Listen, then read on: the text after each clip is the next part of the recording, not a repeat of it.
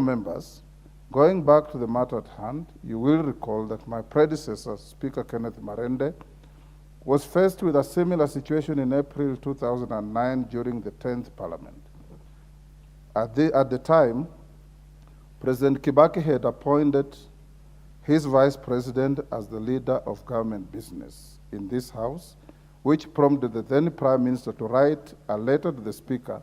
appointing himself to the same position. This resulted in an impasse that threatened to paralyze parliamentary business.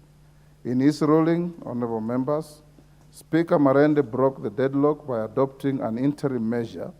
that resulted in the chair of the House Business Committee being occupied by the Speaker. Additionally,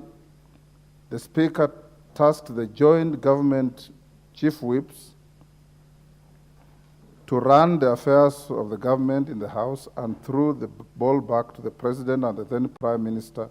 to solve the impasse. Honorable members, the Speaker will not shy away from the reality that two factions of the Jubilee Party are tearing each other apart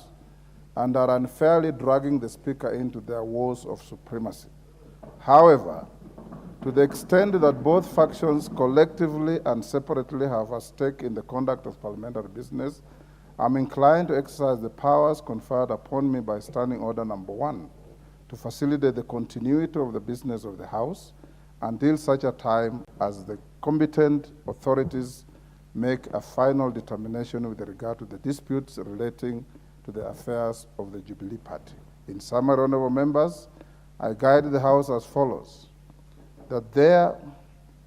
currently exists no bar against the decision made by the minority party to replace its deputy whip. Standing Order 20A5 requires the Speaker to convey a decision to replace a whip to the House.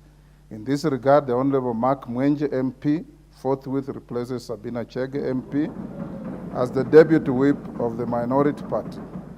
That to give effect the provisions of Article 36 of the Constitution on Freedom of Association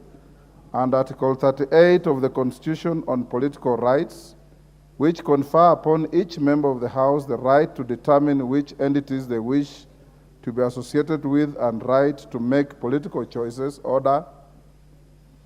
The Jubilee Party is hereby recognized as a parliamentary party within the meaning of Standing Order 20A. This recognition does not in any way elevate it to or affect the status given to the majority party and the minority party by the Constitution and the standing orders.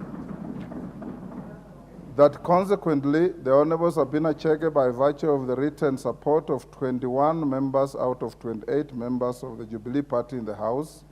in the letter dated 13th June 2023, and on account of her having been the last officially recognized member of the Jubilee Party,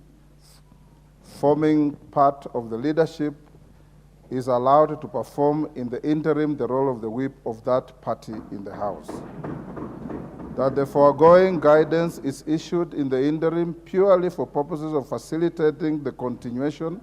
of the business of the House until such time as the Speaker will be properly seized of the final determination of the matters relating to the Jubilee Party by the competent authorities.